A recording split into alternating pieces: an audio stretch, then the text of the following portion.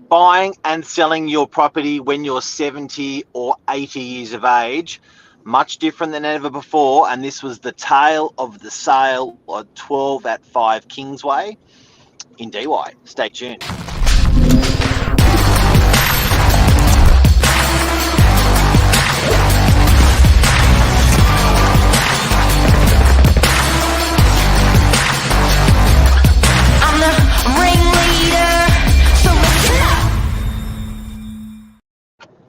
ZANTHANY. Good morning. Good morning, everybody. How are you? I'm very well, thank you. How are you, and how is everybody out there? How's everyone out there this morning? How good's the weather? Do you want to know what I've discovered before we get into it? Watch this, everyone. I'm drinking a cup of magic today, just for today's Tale of the Sale story. Bit of potion. Bit of. Yeah. Is that real estate? What is that? Real estate potion? Real estate brew, yes. I'm feeling the brew. juices today. It's going to be a great day. We're going to dish the dirt on the tale of the sale, living a senior's moment. It is. So it's you know what? It's hard.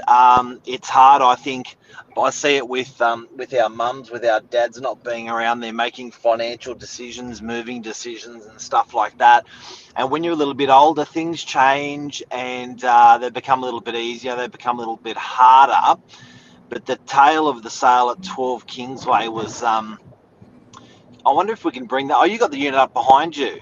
I do. This is it, everybody. This is the beautiful view, uninterrupted views towards Longreef, looking over DY Headland as well. It's just an absolute killer location. Really big apartment, 169 meters internally. You just don't have two-bedders that big around these days. Bit of a golden oldie. So it was that tan colour brick block that was built 40, 50 years ago. Typical floor plan, that older style floor plan. People buying this had the choice over brand new at that price point, so they could have got a unit which was new, or a unit was 5 years old, but they chose the golden oldie, and we're going to talk about the reasons why. And then and what was attractive and not attractive in that situation for the buyers. Now, it was a campaign that was really successful. So took about 5.5 weeks to sell, had about 100 inquiries and people through the property. So it was it got a lot of attention, I think, because of its size. Now, who bought it? Well, we did have two people currently living in Queenscliff. They're renovating their house at the moment, a couple, and they just need somewhere to move momentarily while they redo their house in Queenscliff. And then the idea is for their daughter to purchase the Kingsway house off them when they need to move back into their home in Queenscliff. So and then who sold it? Pew, pew, pew, Mark Novak did. And Miss Eva. So actually, a really funny story about how Eva bumped into these two buyers. So Eva I'm not sure, you've probably seen Eva, everyone, on Mark's social media Instagram page. She is renowned throughout the DY area, in particular, such a barrel of laughs and just a bag of fun. But Eva was going for a walk along Manly beachfront, really wanting to look at the Reddle house that we sold for $21.5 million. So she's there looking at her phone on her Google Maps, looking for this massive house that we've sold. Unbeknownst to her, she was at the complete wrong end of the beach entirely. So whereas she should be down Manly side, she's all the way up in Queenscliff side, and just randomly bumped into these two people and just struck up a conversation with them, asking to see this house. And just that one instant moment of just talking to a complete stranger evolved naturally into a conversation whereby Eva's looking to sell and these two people are looking to buy. So just bizarre. Absolutely bizarre. So, to think that the seller just walked in at that right time, at that moment, met someone who had that amount of money that wanted to buy. These guys were not even looking to actually actively buy, but they felt it sounded like a match. And they said, you know what, we're going to go have a walk past. They went and walked past, knocked on the door, and they went in. Yeah, didn't even have an appointment. They just thought, oh, I know, we know Eva lives here. We know it's number 12. Buzz the bell and just see what happens. And it just was a natural evolution. Right place, right time, right moment, right match. How'd the real estate agent feel they couldn't find a buyer and the vendor did? Well, I do believe that the real estate agent had another buyer lined up. Am I wrong? Yeah, yeah. It's true. It's true. So it sold for 115, which is a lot for an original sort of 50-year-old unit. Sold for 115. Mrs. Evers' expectations were a little bit high because DY's had a correction of about 18.5% over the last 12 months, according to RP data. So as a seller, coming off that expectation was a little bit hard. So she really did want around that 125, that 13. But the market supported it, not just through the people that she introduced and she found on the beach, but the market also, we had another prospective buyer, believe it or not, that lived across the road. And they loved it. They're a couple. And then I think the flexibility of being a seller is you choose who you want to sell to. So we tried to see if one buyer would pip the other buyer, and that was a dead even match on price. Yeah. Certainly was a very interesting way that the whole sales campaign transpired. Like Mark said, it really was a very successful campaign. We noticed a lot of warm interest when we first listed the property, but then as soon as we hit it to realestate.com.au, just the interest levels skyrocketed out of the world, and every single open, every Wednesday, every Saturday, so many people coming through. But it just took this chance encounter for Eva to pick the right buyer, and the other hot party literally living across the road. So the pros and cons of this style of property of what we learned. So as an agent, when you initially walk through a property, you know what you love and you know what you don't love. And you try those things that aren't particularly good, you try to find the positives out of them. So this particular property here, people loved the size, like getting that many meters squared was good. They love a second bathroom, just that little bit more of a premium offering. They loved the renovation. Something that was a little bit hard was when you did have to walk into the front door of the foyer, there was 2 units, and which was a bit unusual. You had to turn right into a fire staircase, which was carpeted. Access. Yeah. So that people didn't fit. People thought, that was a little bit more of a deterrent for them. But it was it was great because they had a terrace above it, which meant you didn't have anyone living above you. It had an incredible view. It did face Pittwater Road, Zant. How was that a challenge?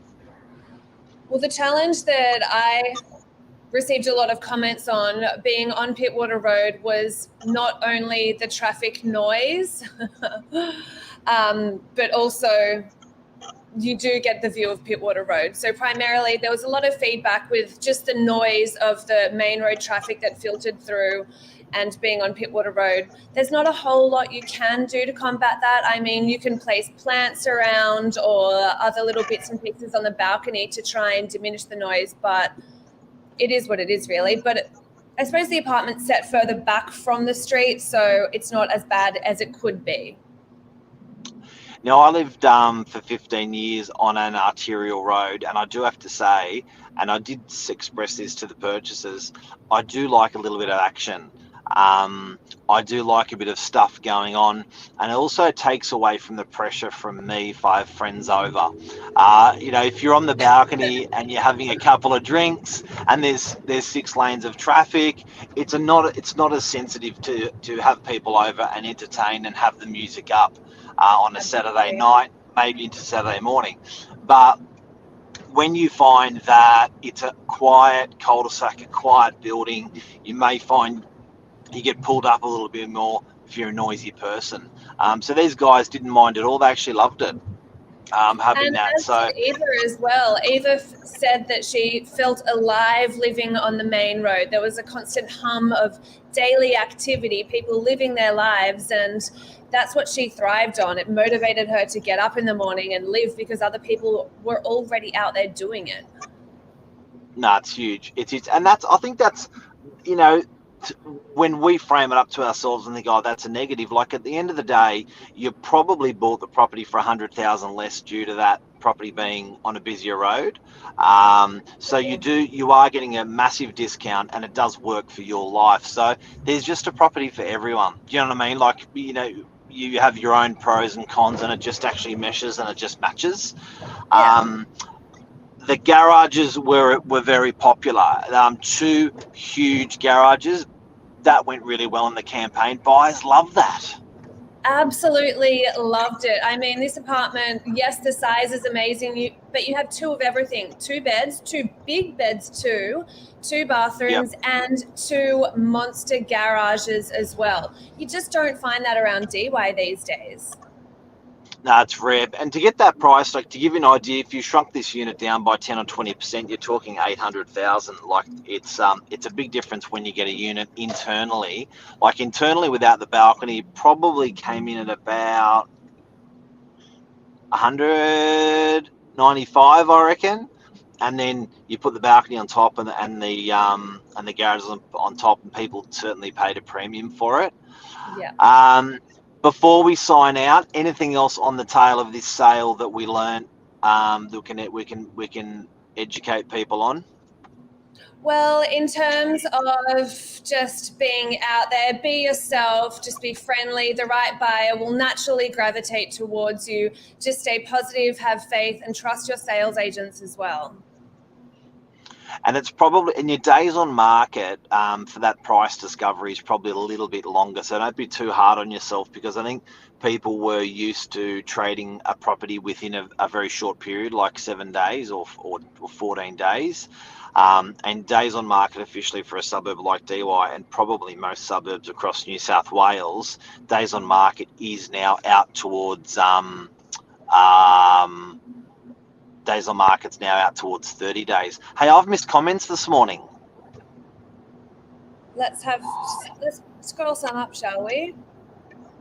We shall. You made this mistake last Monday, I hear. I did.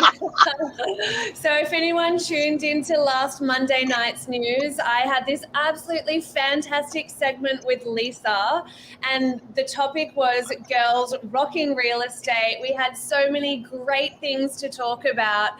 And look, IT is not my forte. I'm not great with technology. I'm great with the gift of the gab and so many other things. But Lisa and I did a full 30-minute presentation talking about just how good girls are in real estate, and we're absolutely killing it, and we're empowering people, and we're so positive, only to realize that the whole way through the sound wasn't on. So we were literally talking to nobody. Just talking to ourselves. Delete. We had to delete it from everywhere. But anyway, we'll do that topic again. Do it again. What's Luke got to say? Sorry, I did. Hey, Lisa. So Luke said, love a buy like this. Look for the opportunities. And that's 100% correct. This apartment did present so many golden opportunities.